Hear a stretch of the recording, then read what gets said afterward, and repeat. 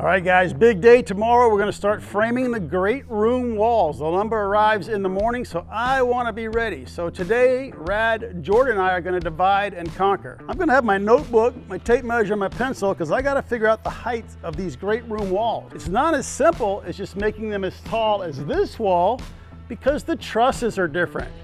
Since the trusses are different heights and we got to make the roof line up, the walls have to be different heights. So, plan today. Our last 5 sheets of Advantech showed up, so Jordan and Rad are going to use the saws and the nail guns and finish the flooring deck on the second floor. And I'm going to pull out my tape measure and start measuring and getting my numbers ready, so when the lumber shows up tomorrow, the math is already done. All right, dude, we got this. Let's do it, man. It's gonna be hot, but we got a new easy up. Yep. Jordan and We Rad. got easy up there, and now it's time to easy up here. All right, easy them up. You need help? Yeah. Definitely.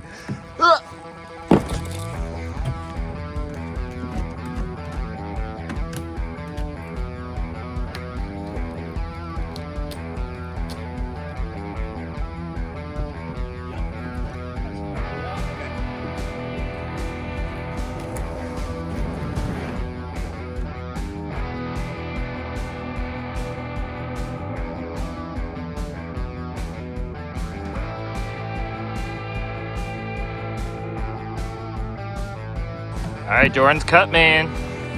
I'm a glue shake man. Yeah.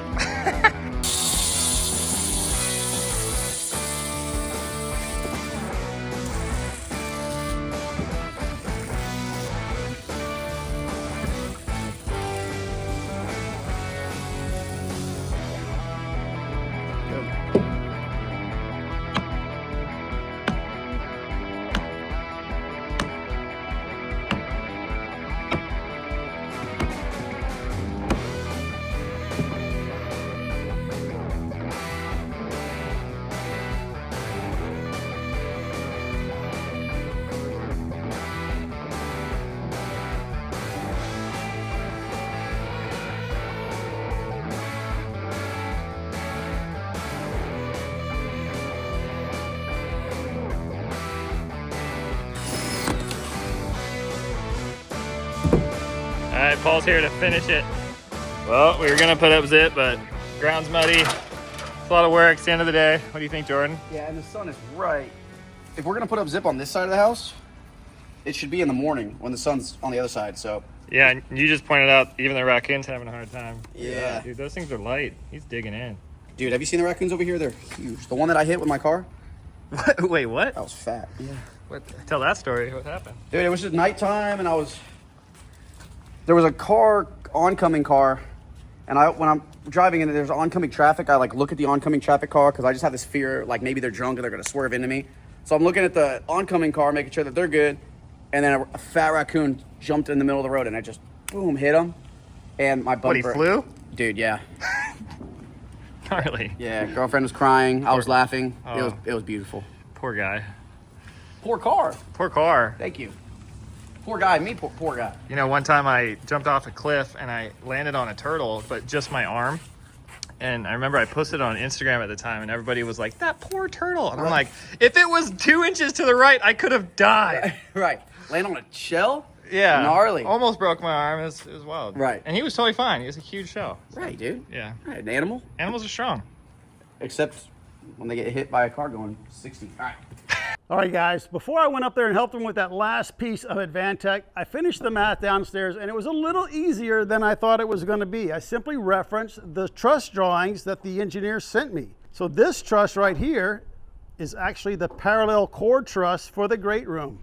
And the key number you need to know is heel height, and that's that number right there. From the top of this wall to the top of the truss right there. So it's 122 or 1 foot 2 inches and 2/16 or 14 inches and 1/8. Now by comparison, here's the heel height for the other trusses that go from this wall forward. Heel height is 7 inches and 1/8. The difference between those two numbers is simply 7 inches. So all that means is, come out here, Ed, the great room wall has to be 7 inches shorter than the top plate of that wall. And if we accomplish that, which will be pretty easy, The tops of all our trusses line up, which means the sheathing is going to be perfectly in plane and we have a great looking roof. I think we're going to try to knock out a couple more things today. Let's go upstairs and see what Jordan's up to. All right, Jordan, what are we up to up here? All right. We're building our last 2x4 wall on the second floor. That's going to be the hallway wall and the door into the master bedroom, which is really exciting. Nice. Dad, you down there? Sick. All right, so we're gonna wait for Dad to come down there. I'm just measuring. We've got our long top plate, so I just didn't measure this last piece. 51 and 1/16, and we're gonna lay it out and frame it. Sick. 2x4 wall, so it should go quick. All right, let's do it. I'll grab the other nail gun. Cool. And it'll just be a lot more spacious and roomy right there. And so I just wanted to ask what you thought. Okay, I'm gonna visualize. A crib? A crib, Dad just said? Oh, baby on the way? What? Just kidding. One day. That settles it. Door goes here. Yep. If we put our seam and our bottom plate and our top plates there, Yep. But the space is we can functional. build this little guy first right there. Yeah. Slide it over and stand it up. Okay. And then a 2x6 for I'm with blocking you. right there I'm in the exact. That's why I was hoping calling you would decide it. on But top of your splice. Now we are ready to build the wall. So much work goes in every wall. Yeah, but it's repetitive too, right? Yeah. Lay out your plates, doors and windows first, then your studs. Usually the same size jacks for the doors and the windows. Cut studs is huge, right? Yeah. Pull off the pile. Yeah, these are nice. Check these out. Oh yeah. All right, let's do it.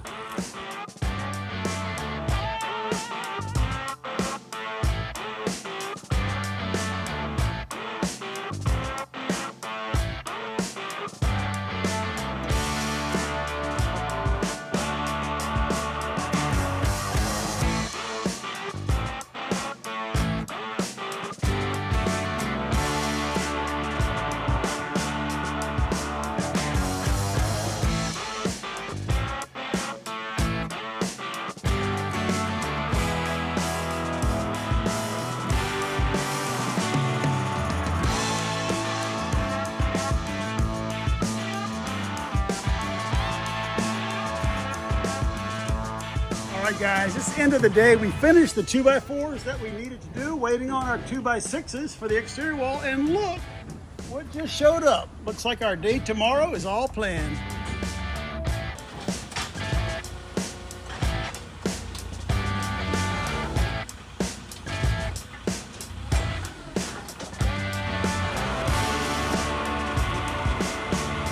That is some long wood.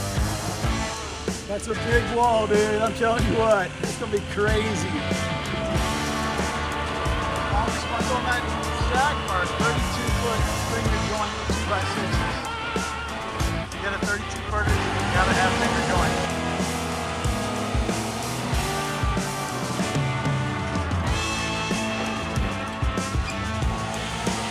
What's up, guys? We want to tell you about a really cool app called Upside. It gives you cash back when you buy groceries at convenience stores, buy gas, or dine out. So there's a cool map built into the Upside app, and it tells you all the offers that are in your area. Just claim the offer that you want on the map, pay for it with your credit or debit card, follow the steps in the app, and then get paid. And Upside is a great way to get cash back on things I'm buying anyway. And because I'm getting cash back, filling up my truck with gas doesn't hurt the old pocketbook like it used to. And guys, check this out. Upside users are earning as much as $1 million cash back per week. Pretty cool, right? If you want to check it out, use the link in our description, use the code StudPack, and you're gonna get an extra 25 cents back per gallon on your first fill up using the app, or just scan the QR code right here. Click the link below, code StudPack. That's going to get you an extra 25 cents back per gallon on your first fill up using the app. Thanks so much to Upside for sponsoring our video. We really appreciate it. Let's head back to work. All right, guys, it is the next day, and we're going to start building the great room walls. And that whole video is going to be on our main channel, StudPack. Make sure you go check it out. But as far as this channel is concerned, I do have a couple more projects for you. Check them out. My wife wants to use the 7/16 inch dowel as a little light curtain rod and put a finial on the end. So she asked me to drill a hole in the end, each end for the finial, And the hole that I'm going to drill is going to be undersized, this threaded stud, so I can just push it in there and it'll be a friction fit. So lots of cool tricks to drill a hole in the end of a dowel. I'm going to use my Nova drill press, and this is an old drill press trick. 7/16 diameter dowel, 7/16 drill bit. Let's drill a hole through the 2x4, and I've got the table centered so I don't drill a hole in my table.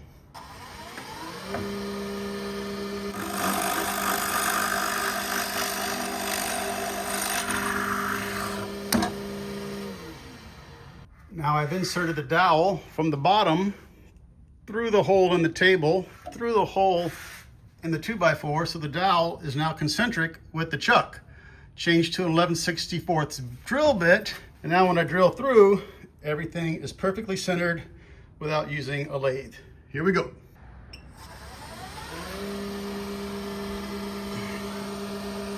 A few little taps first, tap, tap. Pretty good. Not perfect, but best you can do sometimes without a lathe. There we go, guys. And another project done. Finial fits perfectly. Happy wife, happy life.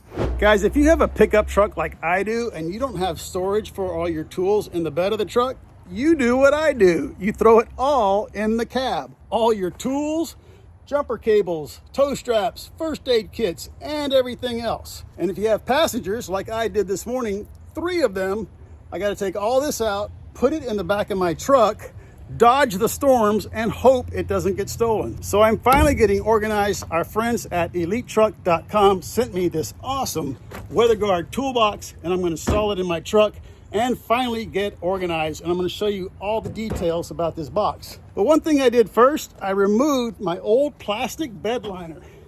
It was brittle, cracked, and I just didn't like it anymore. And I'm so glad I did, because look at the mess that was under it.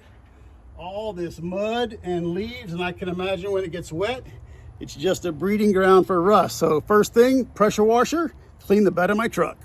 What a difference. Definitely the right call. Let's install that toolbox by WeatherGuard. Of course, they're going to send you all the hardware, but I want to show you some of the cool features on this box before we get started. Very easy, push button open, pressure assist on each side. They're going to send you a couple of keys, and you're going to insert it in the lock and key it yourself. That way, if you have multiple boxes or even a fleet, you only need the one key. They give you some grommets down here if you want to put an extension cord whip. So when you get home at night, you could plug that in and charge all your batteries in the box, nice and dry overnight. And on the back side, where it's in the bed, they give you an additional tie down with this awesome D-ring. Now that my truck's all clean, let's install this on my truck. I've got the toolbox in the truck, temporarily supported by a 2x6, nice and level. I also made sure that the lid, when it opens, clears my pipe rack, which it does. And I chose to put this single box on the passenger side of my truck. That way, if I have to pull over, help somebody, help myself, and get tools out, I'm opposite the direction of traffic over here, less likely to get smashed by a car. Got run over when I was 8, not doing that again, been there, done that. Let's bolt this guy down to the bed of my truck. Got my 8 half-inch holes drilled, 4 in the bed, 2 in each end of the toolbox, and everything attaches with 5/16 bolts, and you don't have to try to get under your truck and run a nut on the bolt or inside the box. The kit comes with these cool blind fasteners, and here's the installation tool. So it's a black oxide bolt. I put a fender washer on there, and then this part, this installation tool, has little teeth right there. Can you see those? And it grabs the fastener. So I'm going to hold this part with a wrench, drive the bolt with an impact driver, and this will flare out on the other side of the sheet metal. I'll show you one after it's done. Got it all assembled in the hole, 9/16 wrench on the bottom, impact on top.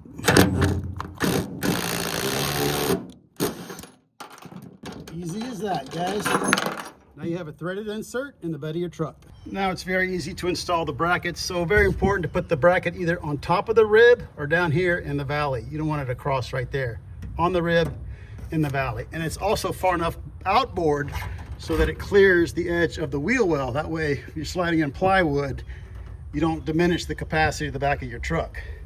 On this one right here, I actually had to spin it forward instead of backwards, because then that hole was off of the rib.